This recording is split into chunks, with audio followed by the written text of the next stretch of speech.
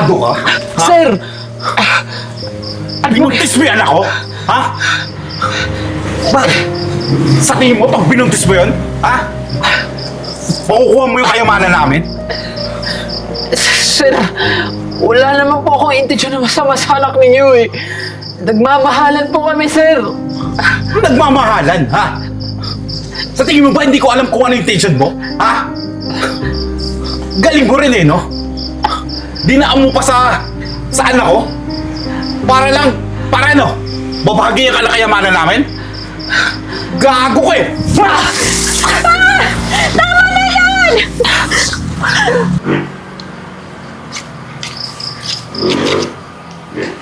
Hi. Uy, nakalimutan mo. Ma'am, kayo po pala. Magandang hapon po. Gandang hapon. Ito. Maraming salamat po. Naambon nga po pala.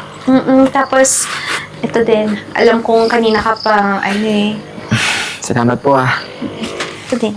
Quiz ka din. Yan, sige.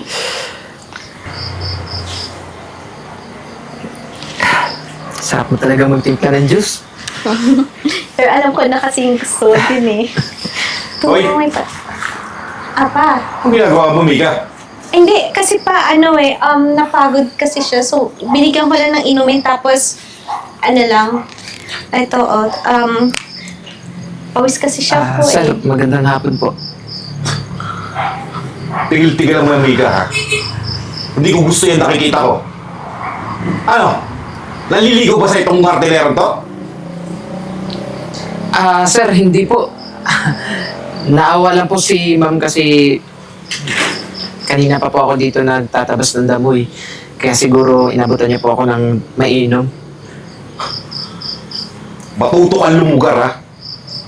Ano nakakalimutan mo? Hardinero ka dito.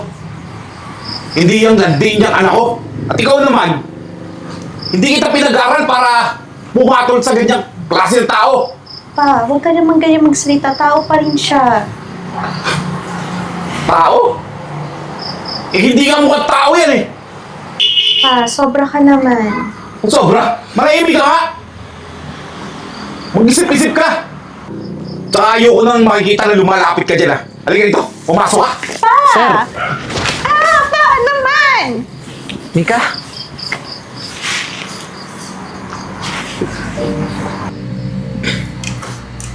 Saan si Marimar? Asan yung pagkain? Gutom na ako eh. Oh, Pa, sobra ka kanina. sobra. Ano sobra doon, ha? Mag-isip ka nga. Papatulan mo yan? Hindi naman sa ganun pa. Kaso tao pa rin naman siya eh. Subukan mo lang. Hindi mo alam kung anong kaya kong gawin sa kanya. Tsaka kalibutan mo na nga yan. Nasarap ka ng pagkain. Ano?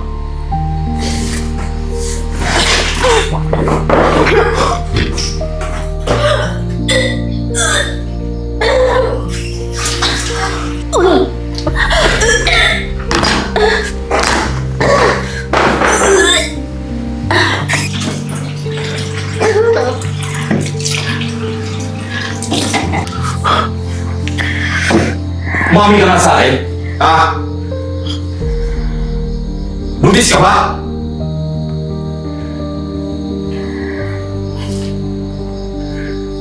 Ano? Opo, Papa.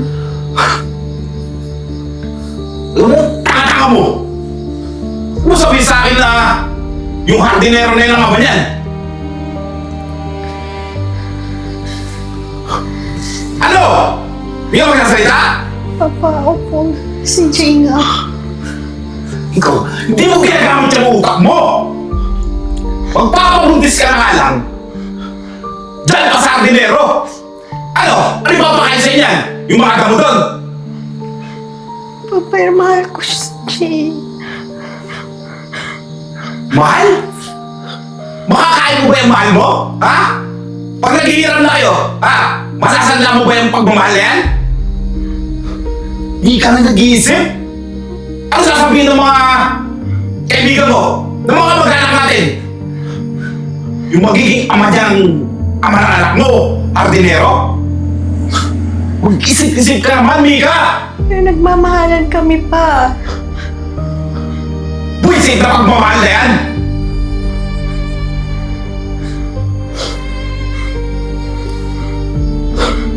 Ayoko na parang yan! Hindi mo matatanggap na isang hardinero lang magiging ama dyan! Ayusin mo yan! Sige! Ayaw mo tanggapin, magpapakamatay ako!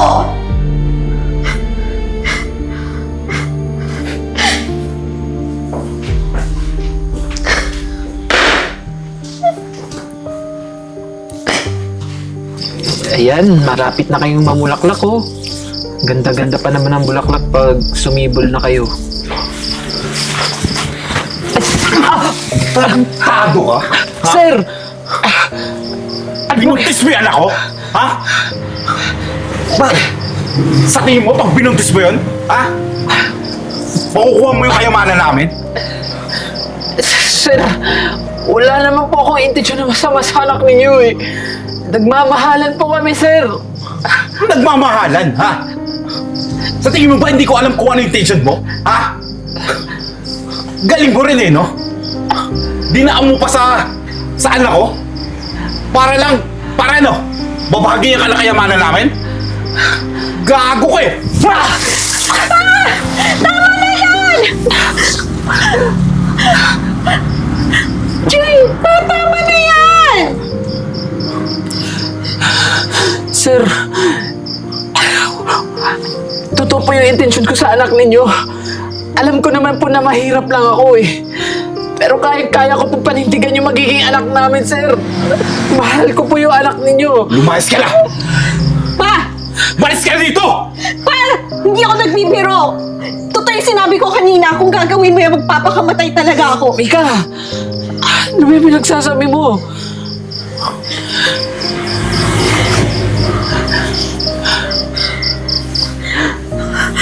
Ano, okay ka lang ba? Saan yung masakit? Ayos lang ako, Mika. Ano yung sinasabi ng papa mo na buntis ka? Oo, buntis ako. Magkakaanak na tayo? Pero alam mo, gamutin mo na kita sa loob. Halika, pasok mo. Paano yung papa mo? Alam naman natin dalawa na hindi niya tayo matatanggap. Lalong-lalo na ako. Kasi mahirap lang ako. Pero huwag ka mag-alala. Wala na magagawa si Papa kasi yung dinadala ko magiging apo niya na rin eh. Alam mo naman yung sitwasyon natin ngayon, di ba? Mahirap lang ako. Mayaman ka. Panigurado gagawa ng paraan yung papa mo para paghiwalayin tayo. What if umalis na lang tayo dito para hindi ka na rin masaktan? Hindi. Hindi tayo aalis dito. Mas lalo lang magkakagulo yung sitwasyon natin. Kilala ko yung papa mo. Madami siyang mga tauhan. Kayang-kaya niya tayong ipahanap. Kahit magtago pa tayo, kahit magpakalayo pa tayo.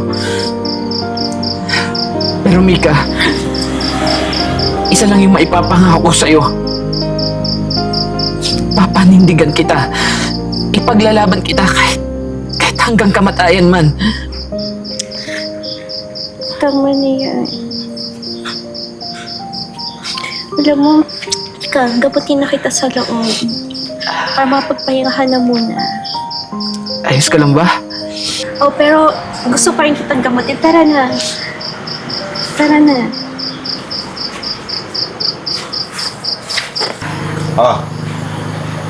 Sige. Basta siguraduhin nyo lang, nakikita tayo dyan. Walang problema. Dalhin nyo lang sa opisina yung mga dokumento at ang bahala dyan. Dali lang tawagan ulit kita.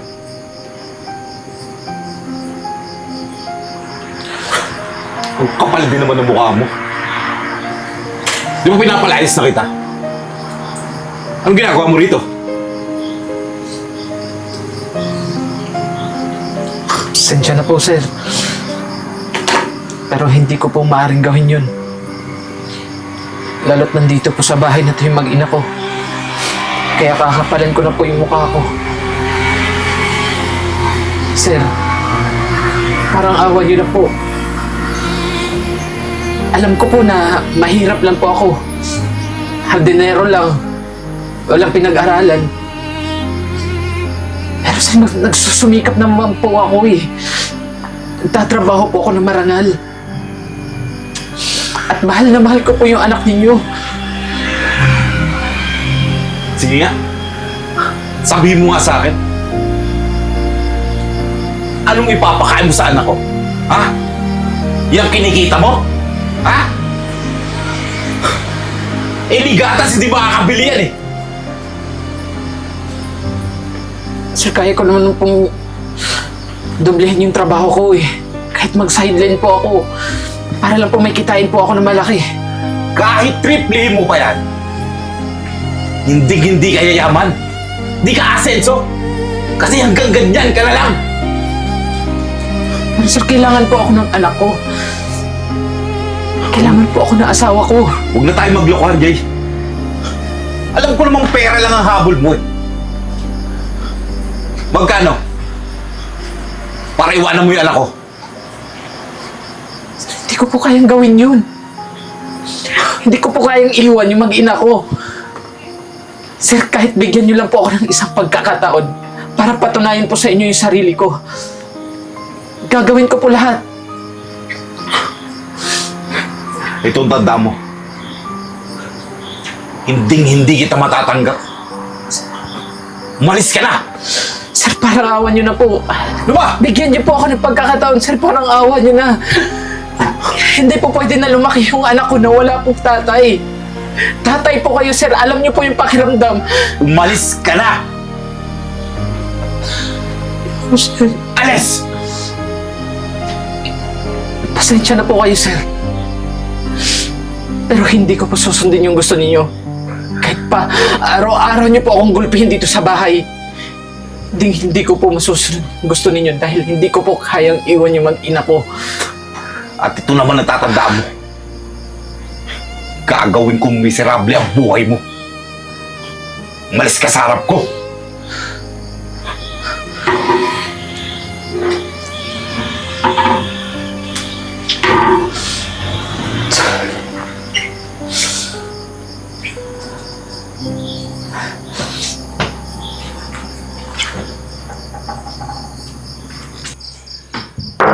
Pare Marlon! Pare Marlon! Pasok, pre! Oh! Buti naman, napasyal ka rito, pare. Malamang. Asa na yung napag-usapan natin? Yung utang mo sa akin 10 milyon. Mukhang tinatakasan mo ako eh. Hindi naman, pre. Oo ba? Alam ko naman ang obligasyon ko. Pwede mo akong bigyan ng palugit. Ayun na naman tayo eh. Mag-iisang taon na yung utang mo sa akin. Hanggang ngayon, di niya pa rin palusot mo? Babayaran man kita, pre.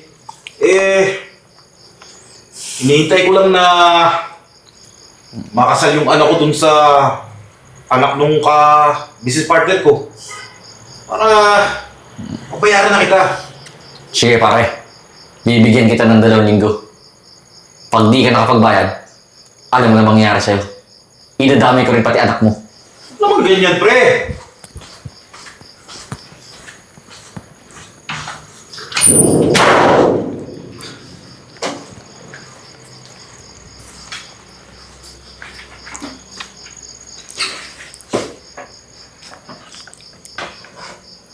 Hello, Francis. Pwede ba magkita tayo? Sige. Pa! Ano yun? Ano yung narinig ko na may utang tayo na 10 milyon? Di totoo yun. Ba? Anong di totoo, pa? Narinig ko yun.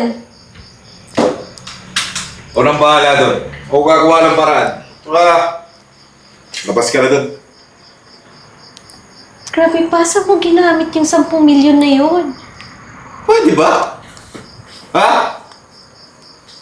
Ayusin mo yung problema mo. Hindi yung problema ko ngayon na pinag-iinitan mo. Pa, hindi ako papayag doon sa narinig ko, ha? Na ako yung gagamitin mo, ha? Nasasabihin mo na papakasal mo ako doon sa ka-business partner mo? Doon sa anak niya? Bahala ka. Yun lang ang solusyon para mabayaran ko yun. Pa, hindi nga pwede. May anak ako, may anak kami ni Jay. Wala akong pakialam. Sumunod ka sa gusto ko. At kung ano yung gusto ko, yun ang masusunod. Tito? Pasok. Oh, Francis. Tito. Nang tumawag kasi kayo, malapit na ako eh. Tsaka may dala akong alak. Galing pala sa Italy. Regalo ko po sa inyo. Mukhang masarap to ah. Mapapalaban ako ah. Eh, alam ko naman na mahilig kayo sa alak eh. Salamat ah. Pala. Anak ko nga pala. Si Mika? Oo. Di ba yan yung napag-usapan namin ng papa mo? Opo. Ano pinihintay mo? Pa!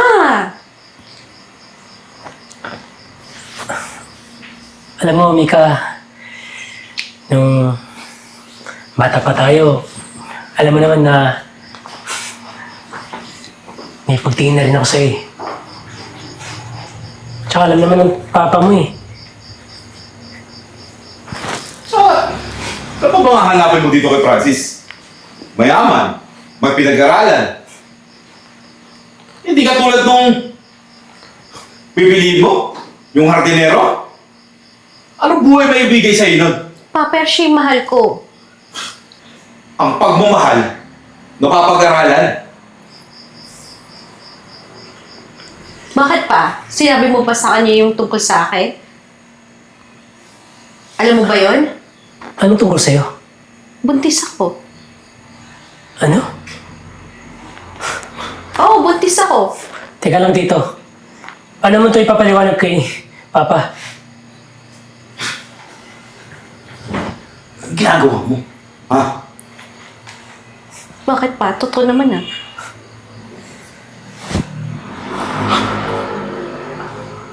Gusto mo talaga mapahamak ako eh. Tsaka tito, kung balak nyo ipakasal yung anak nyo sa akin, mukhang malabo na. Eh, may sabit eh.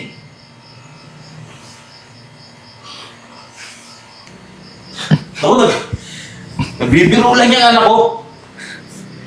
Di totoo yan.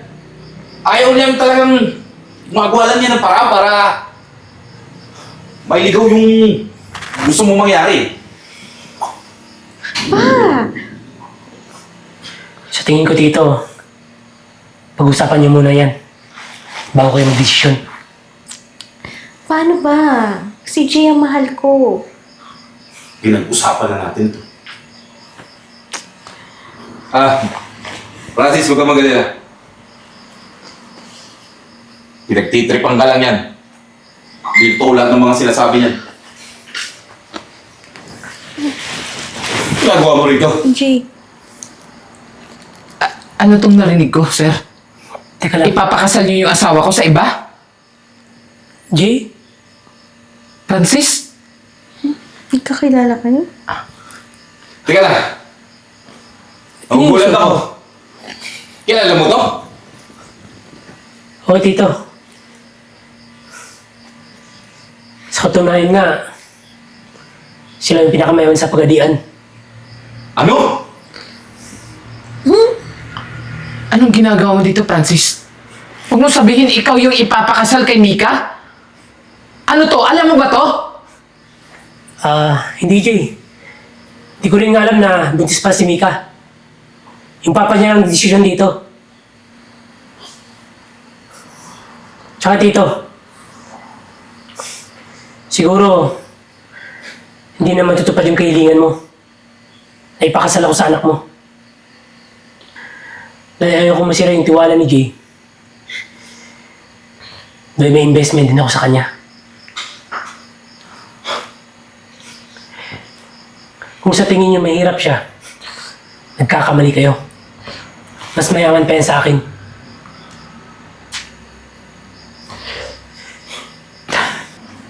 Tama yung sinabi niya. Tilihin ko yung buong pagkatao ko.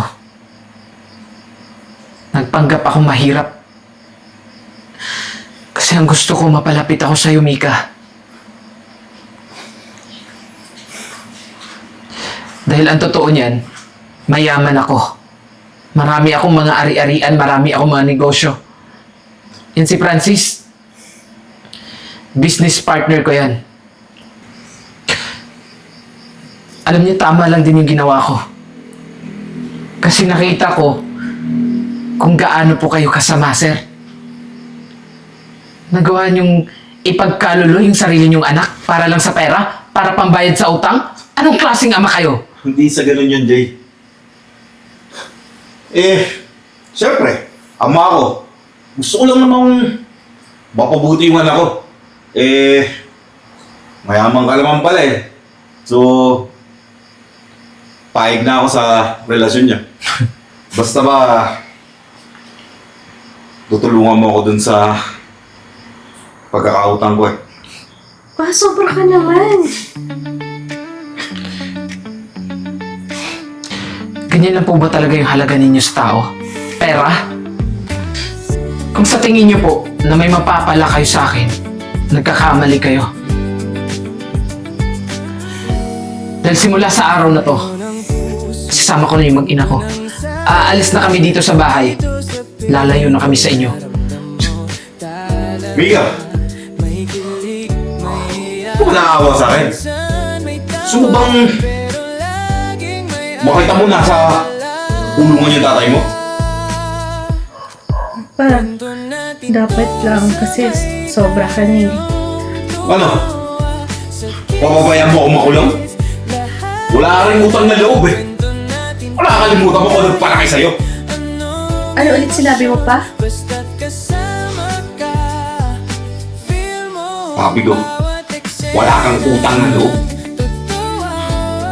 Pagkatapos ko ibigay sa'yo lahat, iiwan mo rin ako. Oo, Papa. Pinigay mo lang sa akin, alam mo kung ano? Puro mga luho lang. Pero never ka naman nagpakatatay sa akin eh. Alam niyo, sir, ito lang yung mapapayo ko sa inyo. Sa mundong ito, hindi pera yung pinakamahalaga, kundi pagmamahal. Tara na, Mika.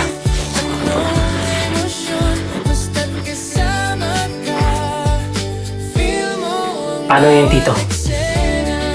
Lahat ng nalaman ko dito, makakarating to kay Papa.